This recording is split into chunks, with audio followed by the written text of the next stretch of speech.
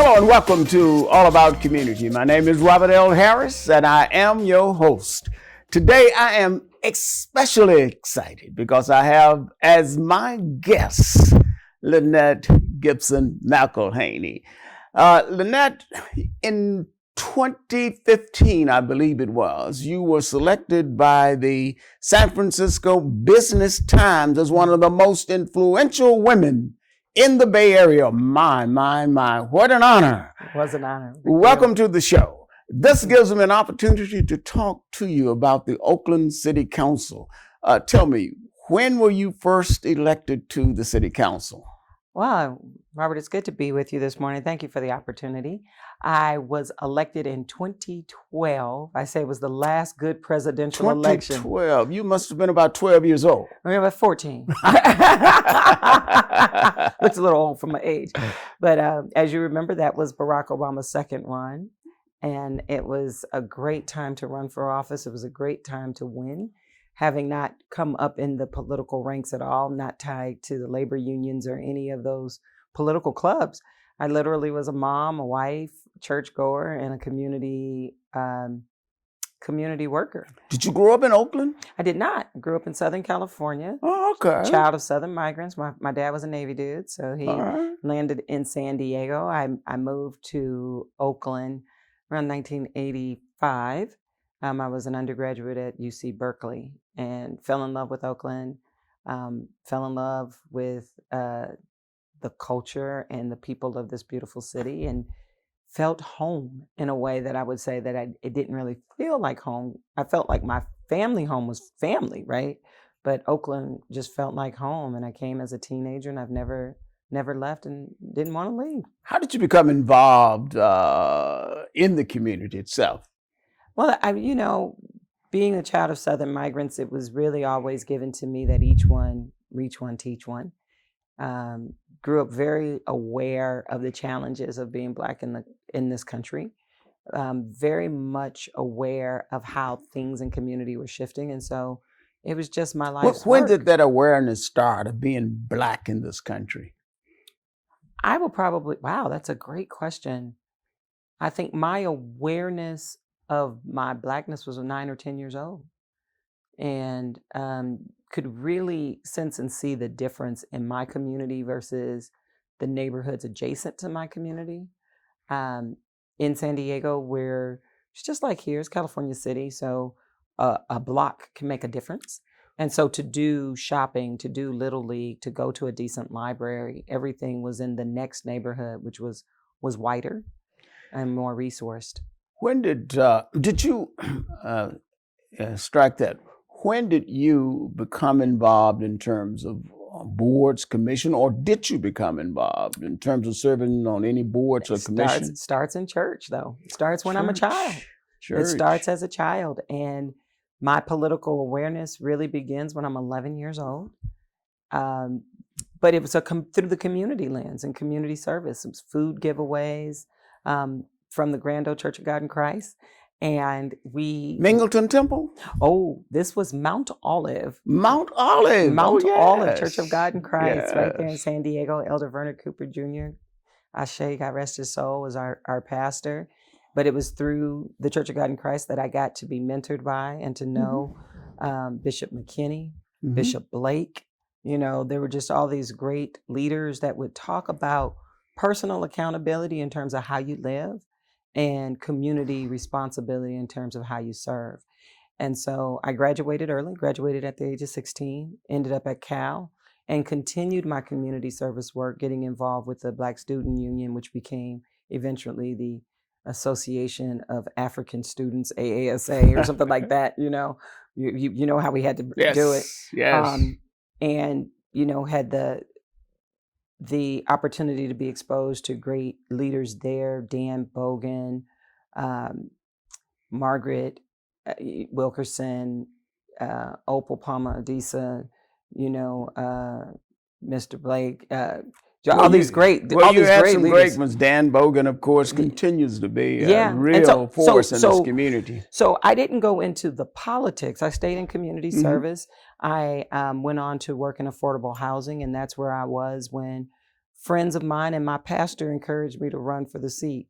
And I never had any. That was when you got the calling. Oh, that's what I got. I guess the calling And what or did the they push. say? What Or did the they say push. to you? I don't know. What did they say to you to push you into service? Ultimately, it was a leadership challenge.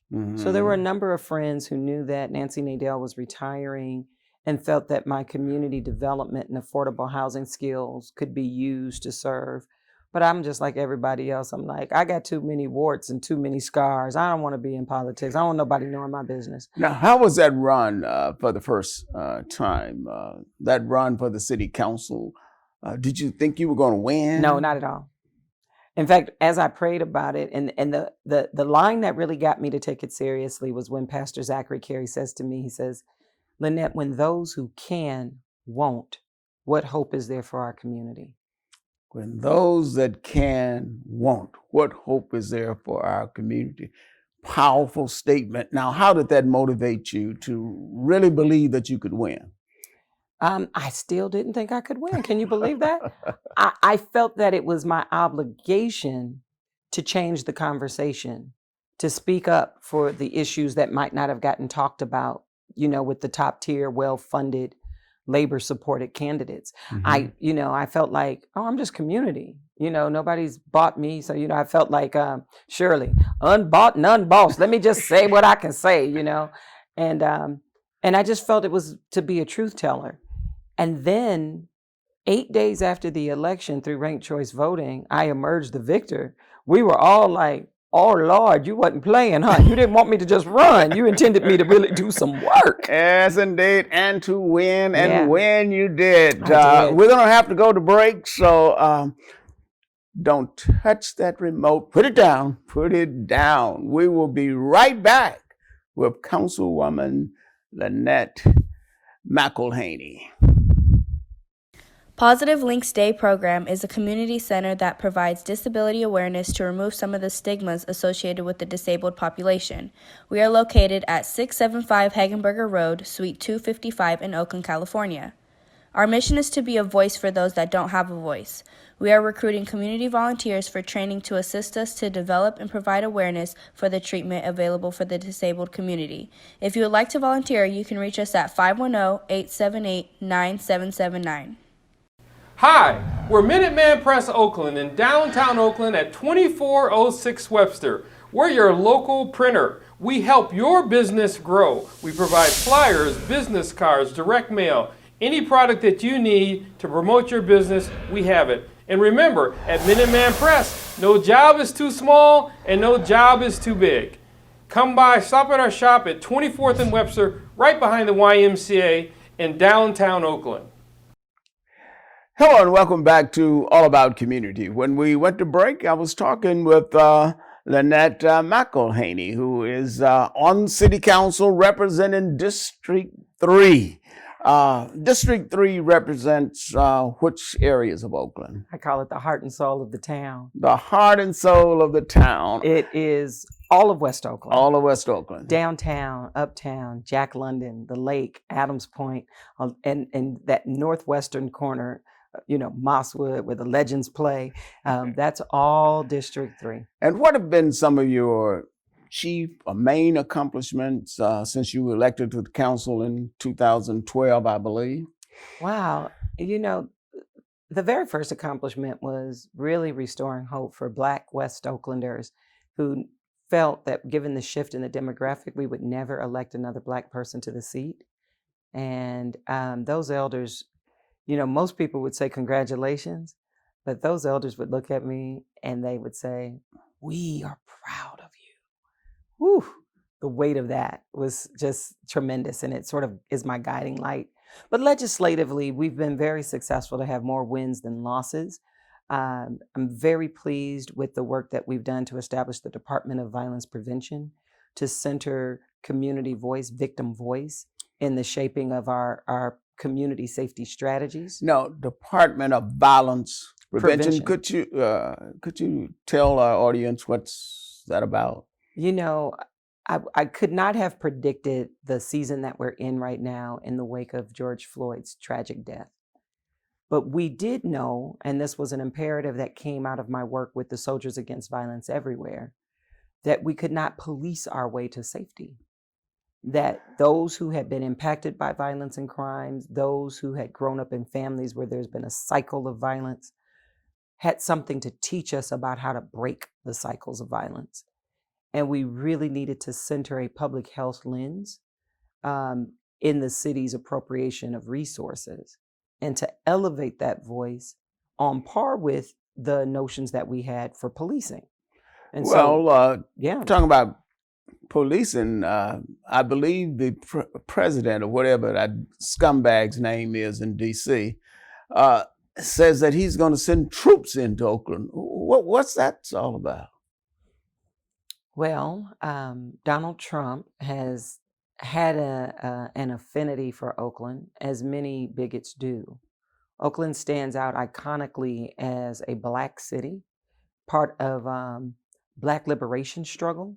But it's no longer a Black city, unfortunately. And it's still very much dominated by Black presence and culture. And I think that we really should get with not only the percentage, but in terms of numbers, Oakland still, the most significant voting bloc in this city is Black, is African American. Got about 3%, 22%? I think we're closer to 28%. And we used to have 48%.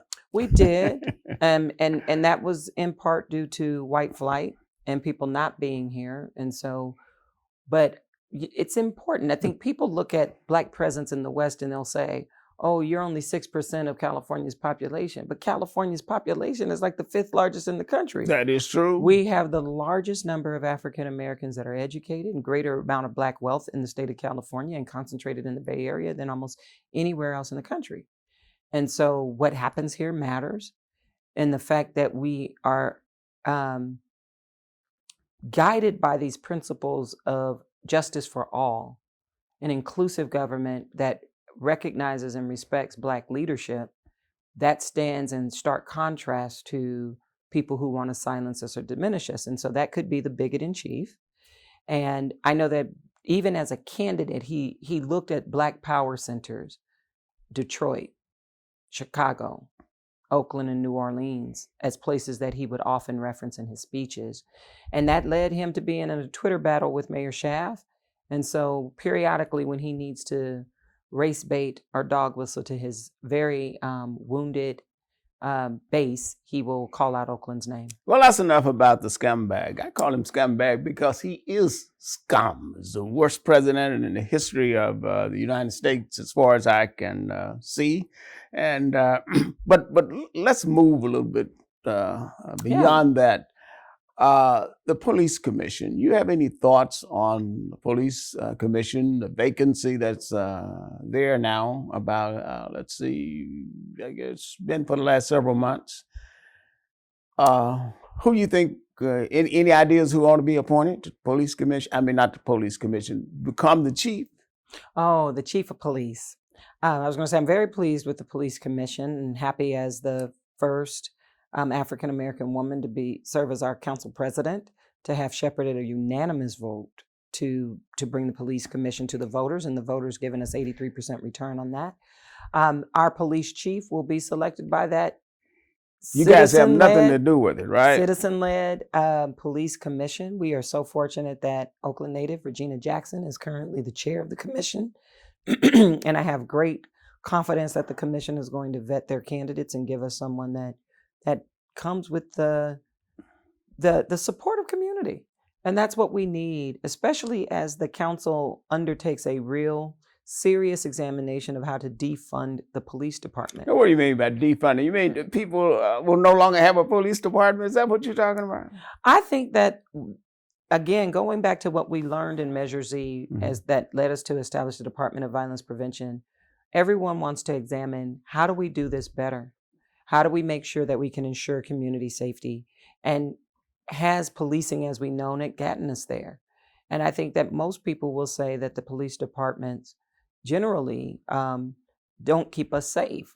At best, they can lead to arrests, but the arrest rates for crime, for violence, for burglaries are awfully low. And so how do you redeploy these resources and leave the investigations and that part of policing that can work, to allow them to do that and get back to investing in people. I think that this is it's beyond time. Like I said, I started in 2013, but to look at it now and to say, for 150 million general purpose dollars, these are unrestricted dollars, if you invested them differently, would you have a better societal outcome? So it's really talking about how do we spend that money for police services? Should it all be spent for police conduct? I shouldn't say conduct, but those services that do not relate to police services, should we really be spending money on them? Exactly. That should be deployed somewhere else. So with that, I think we again will have to take another break. Don't touch that remote. We will be right back with Councilwoman Lynette McElhaney. Sinclair Miller Medical Association, founded in 1968 by Dr. William Sinclair and Dr. Rudolph Miller. The organization was formed to improve the health care of African American and other minority people in the Bay Area. Sinclair Miller Medical Association offers annual scholarships to high school, nursing, and medical students who are African American. Presently, Sinclair Miller Medical Association has over 160 members. Sinclair Miller maintains its commitment towards the betterment of the field of health, education, and welfare. For more information about Sinclair Miller and scholarships, contact Sinclair Miller today at 510-863-4560 or visit our website at www.sinclairmiller.org. Hello and welcome back to All About Community. Again, my name is Robert L. Harris and my guest is Councilwoman Lynette McElhaney. Lynette, when we went to break, we were talking about defunding the police and redeploying resources. This is a hot topic across the nation, as a matter of fact, across the world. Yes, absolutely. Let's talk a little bit more about policing and how it can be done more effectively. Yeah, I think our community is really true. Like in many ways, the tale of American policing is a tale of two departments, right? It is the fact that white people often feel safe with police and Black people often feel terrorized. And so for many, many decades in Oakland, going all the way back to the founding of the Black Panther Party, it has been questioning the vestiges of white supremacy in policing. And many of your viewers may know that it is quite true that as the Black population increased here in Oakland, they recruited Southern whites to come and lead our police department.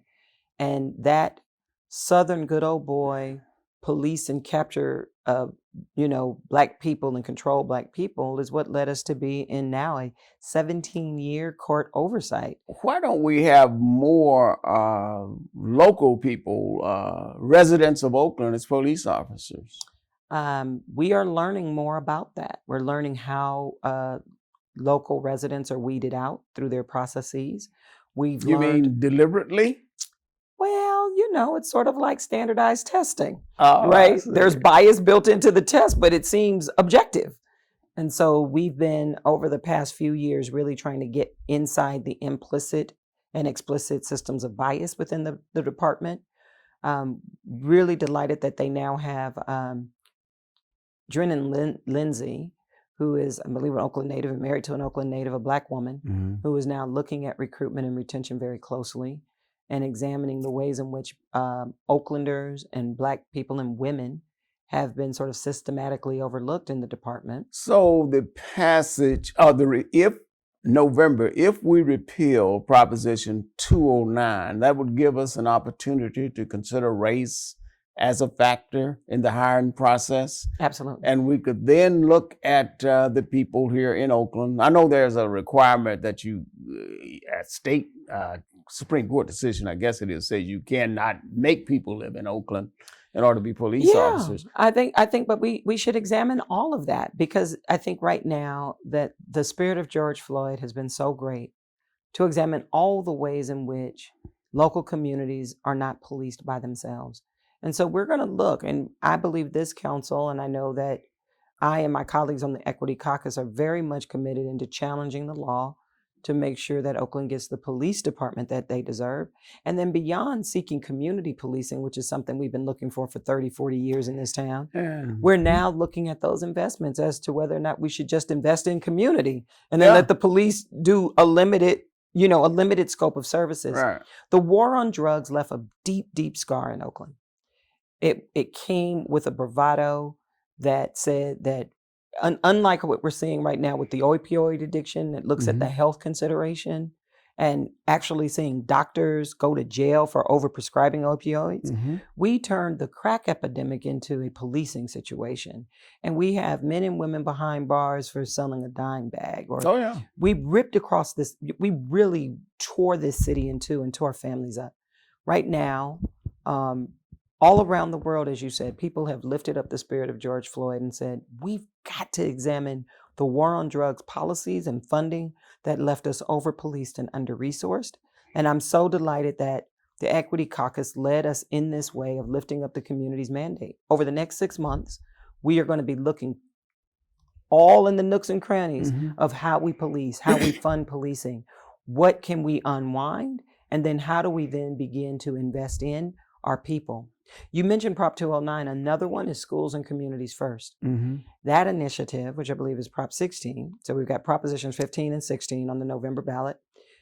Yes to both of those. Yes, guys, on we 16. need them. Yes, on 15. Yes, on 15. Why I say that is there were two initiatives in California's regressionist movement. The movement to stop us being a leader on the forefront of advancing justice for all. Proposition 13, that choked our cities from resources that the white supremacist governments had, and Proposition 209, that stopped us from redressing government harms that isolated and excluded Black people and others from participation. This is our Emmett Till moment. This is our Voting Rights Act moment. And so, California, we need you to say yes to 15, yes to 16. That could mean another $50 million back into Oakland to invest in parks, recreation, youth development, senior centers, and of course, these terrible roads that we're driving on that are unsavory everywhere. and unsafe. So we started to say pothole is running for mayor. So, so I think we're at a good season, and the call to defund police is really, I feel, the call to unwind the war on drugs and to restore a right thinking about how we serve people and not police people. And you are running for another term on the city council. Is that correct? I am. When those who can won't, what hope is there for the people?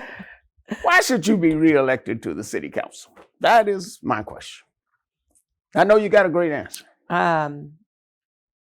First of all, Bob, I'm a love leader. I'm in the tradition of Dr. King.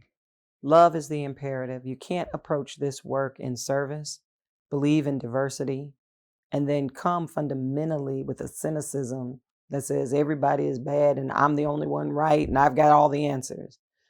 I'm far too humble a servant to think that. I come with good ideas, and then the group of us make those ideas better.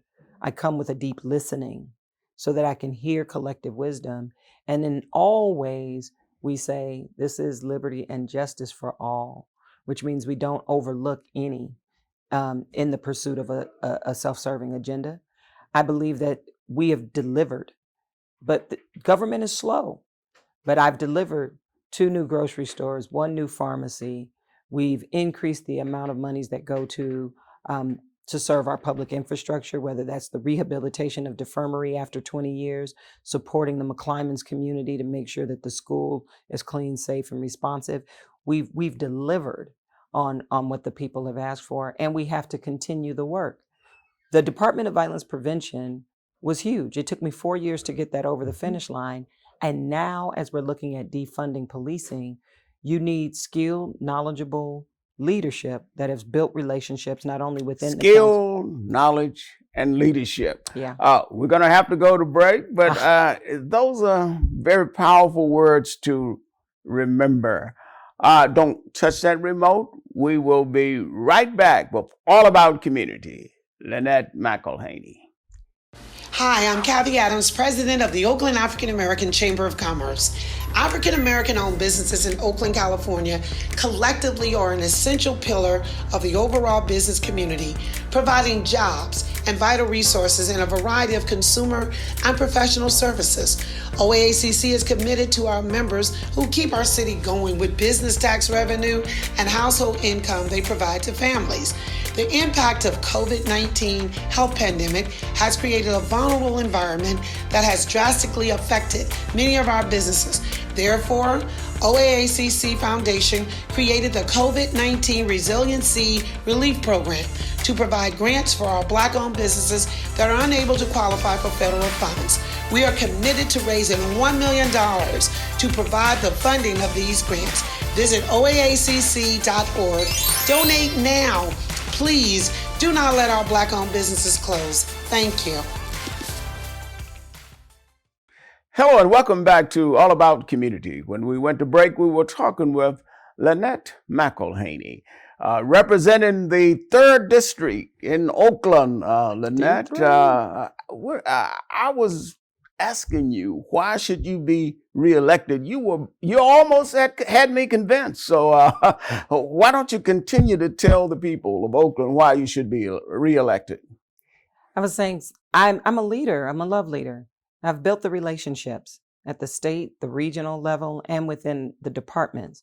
Oakland suffers a lot of turnover, but I'm a stable force, a conscientious force, an independent voice. So I'm not in anybody's camp except the camp of the people, to do the will of the people and to do the work. What about economic development in Oakland? Any thoughts on that? Yeah, we've got to have growth. That's not about gentrification or displacement. We're about getting into the neighborhoods and serving the neighborhoods and all of our community. I'm very happy and proud that we've been able to bring major retail back to downtown that supports our local retail. So when people talk about that Target that's downtown, that was hard work. That was a vote and a vision, and my ability to bring people together. I had no idea it was downtown till one day I saw it. Yeah, 27th Sneaked in on me. The Sprouts grocery store, the CVS, bringing major retail to a place that was a desert. A food desert in West Oakland now has Community Foods Market. We have the Muslim market down on 7th Street. So we've got a lot of work to continue. We want to make sure that our port remains thriving. We want to make sure that our families are supported. The work that we're doing to hold Black culture keepers here. The first cultural district named in this city was the Black Arts Movement and Business District. I championed that effort, and now we're funding it. I don't often come out to pop my collar or to take credit of the work that we do, because I much prefer to give the people the credit that they deserve. I'm a servant leader, but I know that I'm here to do the work. We want to finish the work on community safety. We want to invest in our people. We want to lift up and champion what is good and beautiful and right in our town. And we'll continue to do that work if I'm given another 4 years to do it. What about the engagement of our younger generation? I know you're young, but I'm talking about even younger generation of voters here in Oakland. Oh, yeah. I'm so pleased to have the support of young millennials. I have a McElhaney Social Justice Fellowship program where we get college students in every year who keep me young and keep me close. And of course, I miss my son, Victor, terribly, but Victor's friends have always advised me on what's wrong and what's right about everything from First Fridays to making sure that they have safe places where they can go and where they feel welcome, and advancing that for all of our young people, whether they're gay or straight, whether they're non-binary, whether they're artists or engineers. We have to create those spaces for them. So folks can get involved with this Love-olution. That's what we call it. It's all about the Love-olution for Oakland, to keep us soulful, to keep us connected to our legacy. LynetteForOakland.com, LynetteForoakland.com, at Lynette GM on Twitter and Instagram. All right. And that's a good way to end this segment of the program. Our next guest will be the former mayor of Oakland, Elihu Harris. But I really want to thank you for being my guest on this segment. You are absolutely energetic, just in your speech, in your talk, and in your enthusiasm for the city of Oakland. Love this town. And she loves the town. So don't touch that dial. Don't touch that remote. We will be right back with our next segment of All About Community. Let me again thank Lynette McElhaney Thank you, Bob. for the great job that you're doing. Thank you.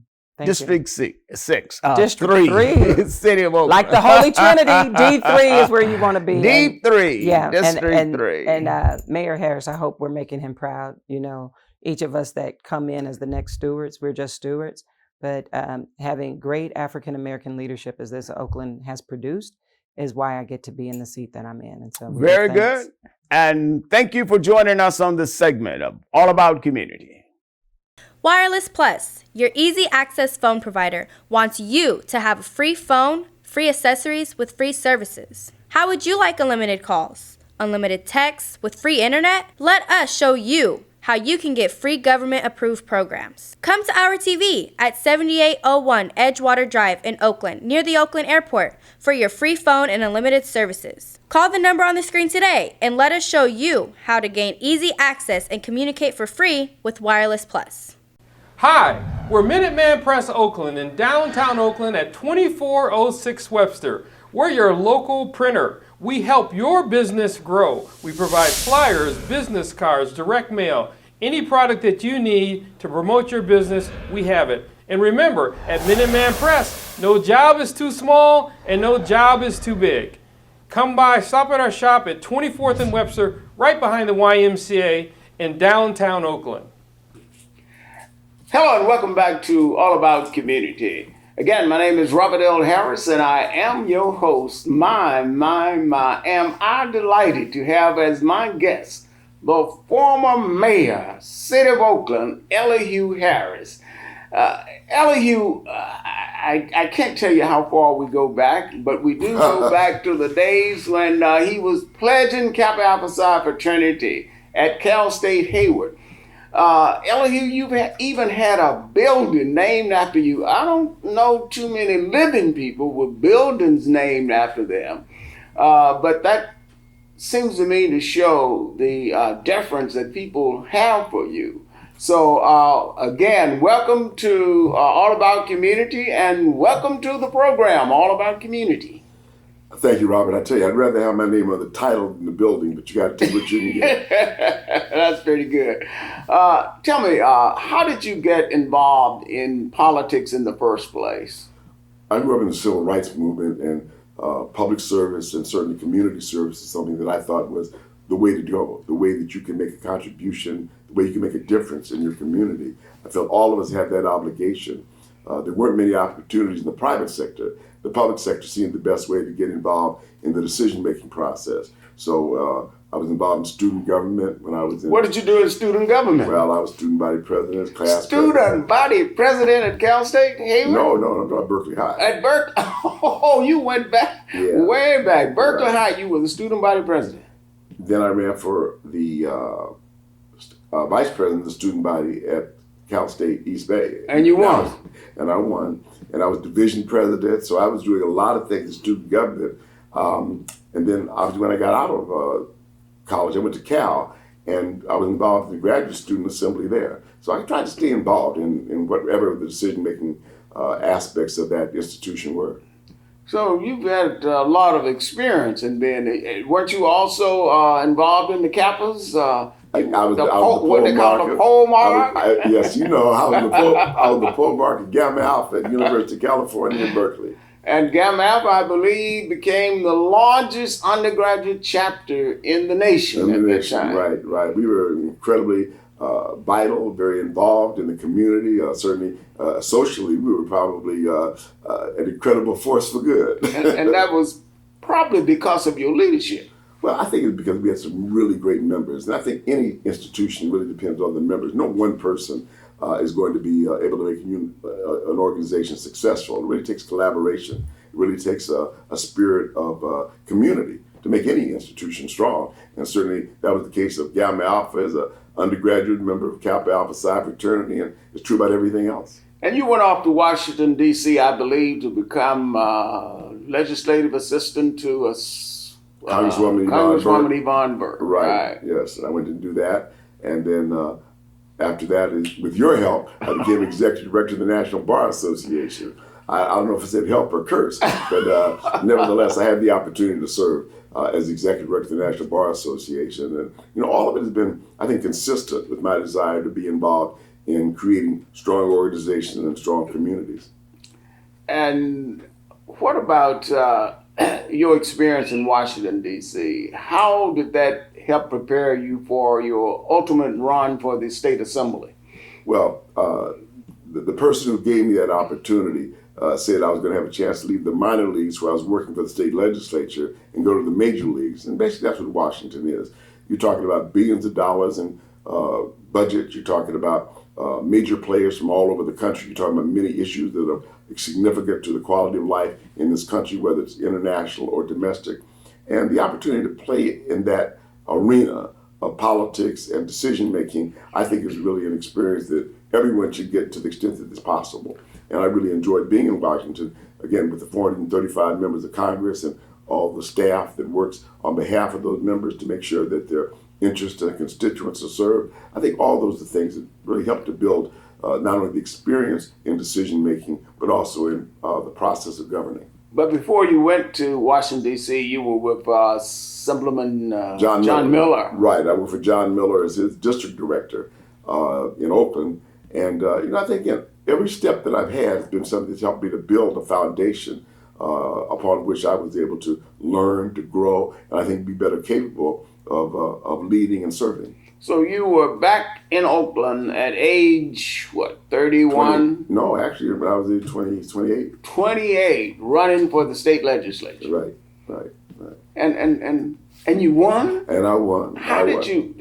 Again, against the devil's machine, how did you pull that off? They said all I had was a bunch of captains. Obviously, it was enough. Again, friends and people who believe in you, who want to be involved, who believe that you can serve, you can represent, you can lead. That's what it takes.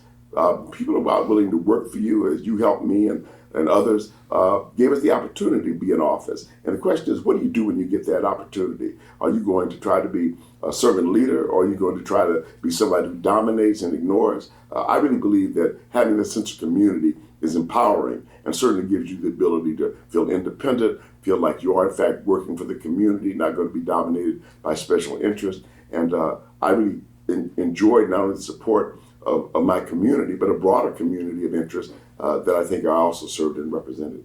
And you served as chairman of the Judiciary Committee? I served as chairman of the Judiciary Committee. I served as the chairman of the Joint Audit Committee.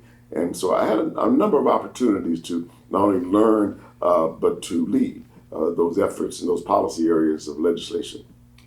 And we're going to have to go to break, but the key thing that you want to remember from the mayor is that lead, being a leader, what it takes to be a leader. And at age 28, you were elected to the... I was 29 when I got elected. But that's 29 when you got elected to the state legislature. Right, but I didn't, by the time I got in office, I was almost 30. So I don't want to make it sound like I was too much child, but I was younger than most. You were younger than most. We're going to have to take a break, so don't touch that remote. Put it down. We'll be right back with Mayor Elihu Harris, all about community.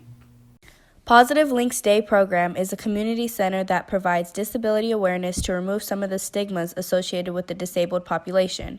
We are located at 675 Hagenberger Road, Suite 255 in Oakland, California. Our mission is to be a voice for those that don't have a voice. We are recruiting community volunteers for training to assist us to develop and provide awareness for the treatment available for the disabled community. If you would like to volunteer, you can reach us at 510-878-9779. Hello and welcome back to All About Community. Again, my name is Robert L. Harris and I am your host. When we went to break, we were talking to Elihu Harris. Sometimes people call him my cousin, sometimes they call him my little brother, but you can just call him Mr. Mayor. Mayor Harris, when we went to break, we were talking about the Assembly Judiciary Committee and your tenure on that committee. Is there any particular legislation or anything that happened during that period of time that stands out? More than legislation, I was really happy that I had the opportunity to help elect Willie Brown, the first black speaker of the California legislature. And I think Willie did a singular job in transforming the legislature into a technology-based organization where we had computers, we had all of the things that helped us to be a modern 21st century legislature. And Willie's leadership, I think, was very, very fundamental in changing the direction of California. And I had the opportunity to carry some pretty significant pieces of legislation. A lot of it was technical in the judicial range, but also I think I'm perhaps most proud of the Martin Luther King holiday bill. That's where I wanted to go. It was the first holiday about Martin Luther King in the country, which preceded the national holiday that was signed by President Reagan a few years later. The idea of having a holiday for Martin Luther King at the time was very controversial. Even though he'd been dead about 14 years when we passed the bill, there were many who did not want to pass a bill honoring Martin Luther King. They thought he'd been a rabble-rouser. They thought he'd been a troublemaker. The Republicans certainly didn't think that he was somebody who was worthy to be honored, but we persevered. The bill is now almost taken for granted, like it was unanimous, but it wasn't. And the students at Oakland Technical High School who asked me to carry the bill, they worked to get the bill passed as well. So I had young people involved. We certainly got the legislature involved. And I think we set the precedent for that holiday all over the country. Now, at some point during your tenure in Sacramento, you decided that you wanted to come back and run for mayor of Oakland. Now what prompted that decision? Well, the previous mayor, Lionel Wilson, who was the first black mayor of the city of Oakland, asked me to run. He said that he was going to, he wanted me to succeed him. He thought that I could maintain the direction that he was pursuing in terms of Oakland as a 21st century city. But unfortunately, he decided after I got into the race that he was going to run for re-election. So I ended up running against Lionel, which is something I had not foreseen. But I was still successful. Lionel was very gracious in accepting me as his successor. And again, the opportunity to serve is always the focus. And I think Lionel understood that he'd had, I think, 11 years as mayor. And trust me, 8 was enough for me. So he still beat my record by 2 or 3 years.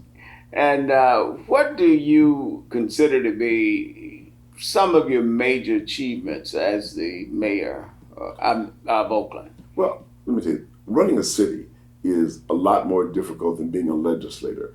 When you're a legislator, you can blame everything on the governor. When you're mayor, people blame everything on you. And so there were many challenges. The aftermath of the earthquake that happened before I was mayor, the Oakland Hills fire that happened in my first year as mayor.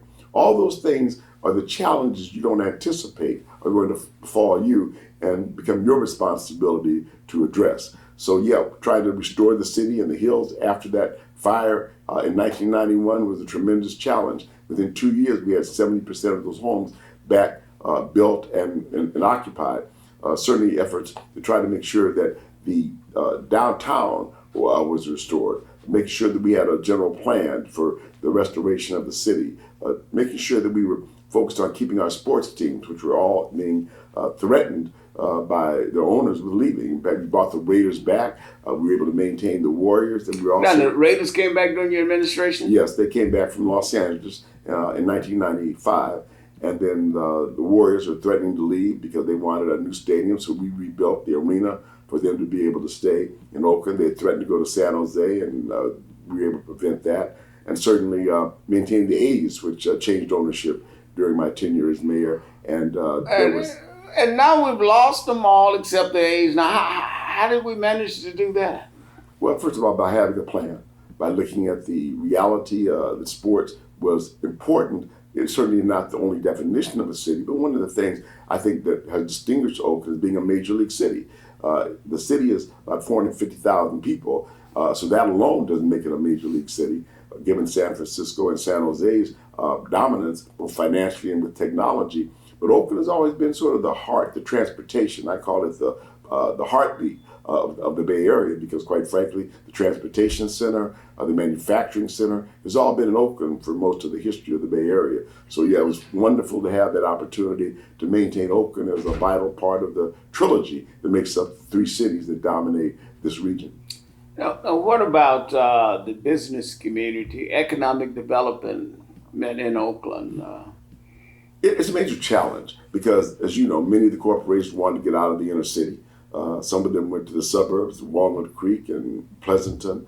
We lost Safeway to Pleasanton. We lost other companies that wanted to get to cheaper real estate and newer buildings. But here's what you really find out is that cities are there for a reason. And many of the people who left, they now want to come back because they really want to be closer to the transportation hub. They want to be closer to the airports.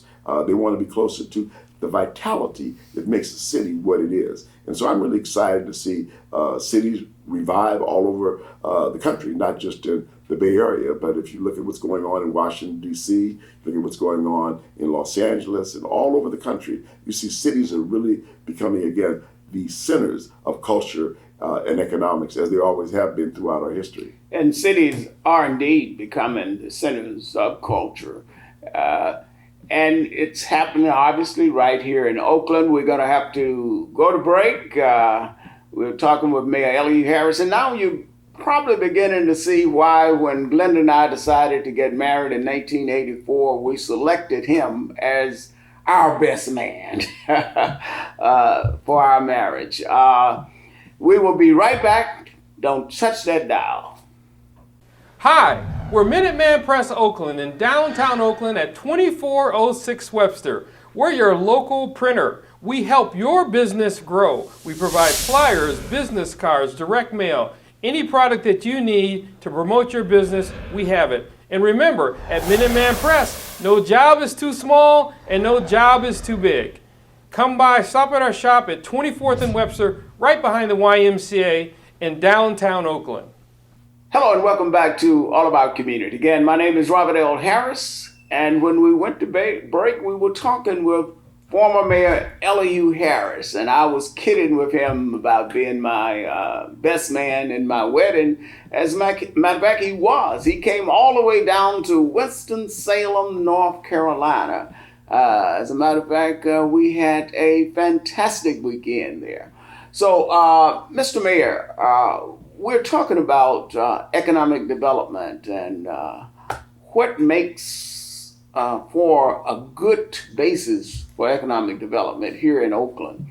Your thoughts? Well, several things. One, you have to have a good workforce. You have to be able to attract people who are competent, who are loyal, honest. All those things are very important. And there's a great workforce in Oakland. We have to continue to have educational programs and training programs to make sure that our workers, the employees who work for these corporations, for these businesses, are not only competent, but they attract the kind of businesses that want to be around people who are good, people who are solid, people who can do the job. And I think that's important. I also, as you know, had the opportunity to be chancellor of the Peralta Community College District, but I think it's an incredible resource for our area to be able to train young people and older people as well about the new technologies, about the new workforce requirements that we need in the 21st century. So we want to make sure whether it's genomics or biotech or whatever it might be, that we're at the forefront of making that workforce available and, more importantly, competent in the areas where employers are looking for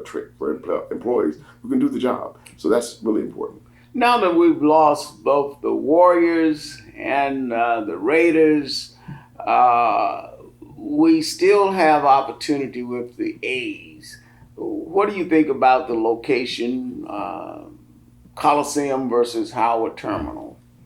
Well, it's hard to turn your back on the Coliseum. It's a perfect site, given transportation, given the large amount of land that has been set aside for entertainment purposes, the parking lots, all those things, the BART connections, make it, I think, an ideal site. It's obviously a business decision that the A's have made, which we certainly have to look at seriously. To me, it is, again, I would not be my preferred site, but it is theirs. There's going to have to be a lot of development in the area. It is an industrial area. It's going to require not only a clearing of land, but it's also going to require some acquisitions of land. It's going to have some transportation corridors have to be developed. Parking will have to be developed because, again, it is not a site that has been in long-term use for masses of people. We're talking about 25 to 40,000 people that will be occupying that space on any given night, and that's going to require a real rethinking of the development of the port area near Howard Terminal. Now, what about black businesses here in Oakland?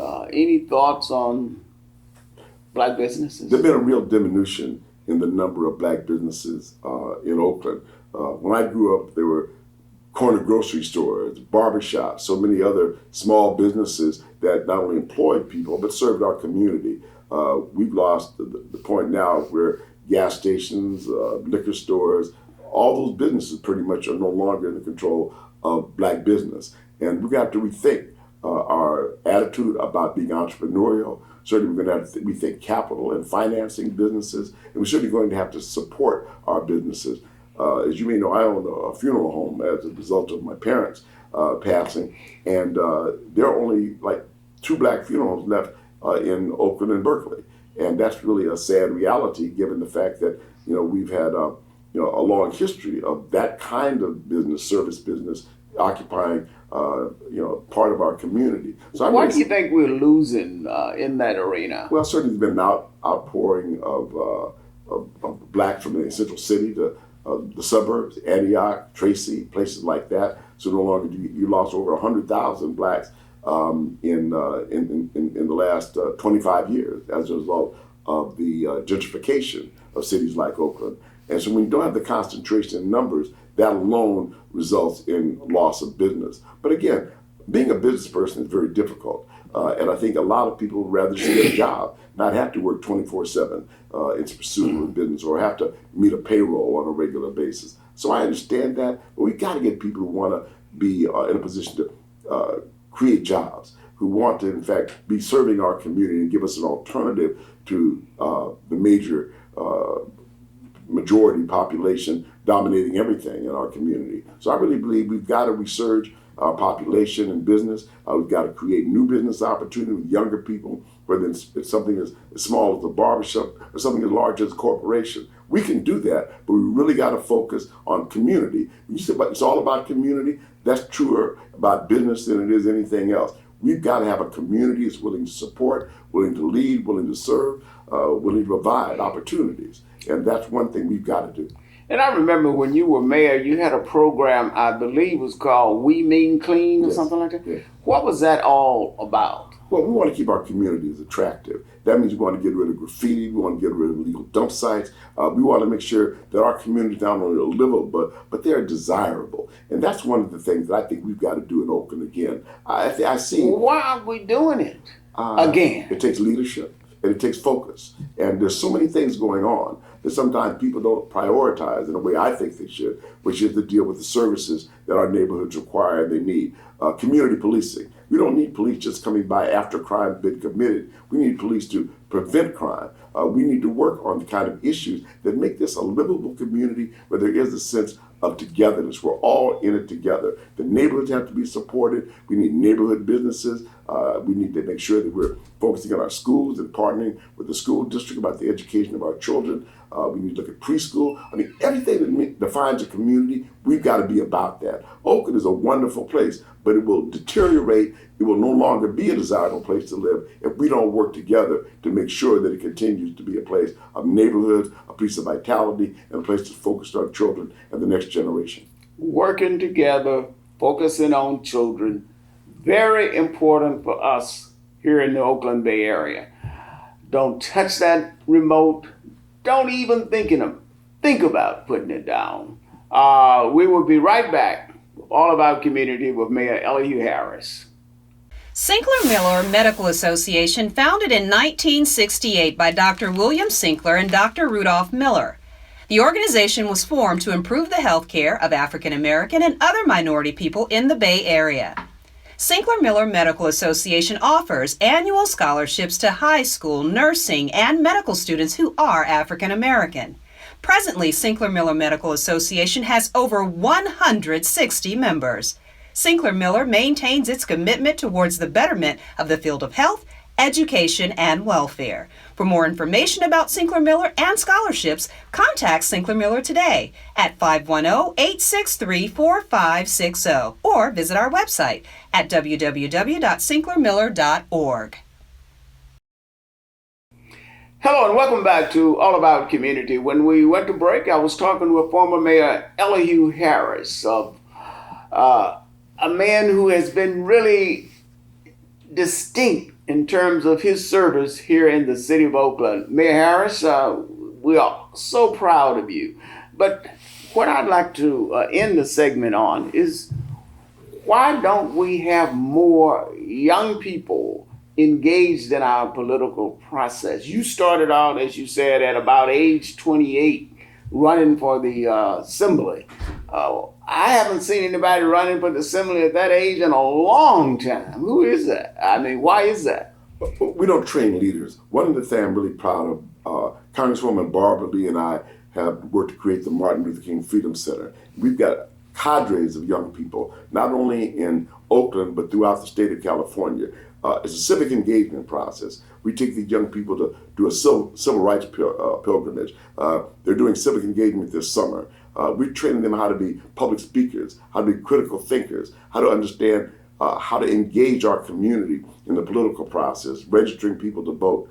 Training the next group of young people who want to serve, who want to lead, who want to sacrifice is critical. If we don't have young people, we will in fact deteriorate and no longer be a vital community. So I would tell you this, Robert, if we don't engage in our young people, if we don't invest in our young people, we will not have a dynamic community. Oakland will be like everywhere else. It will no longer be unique.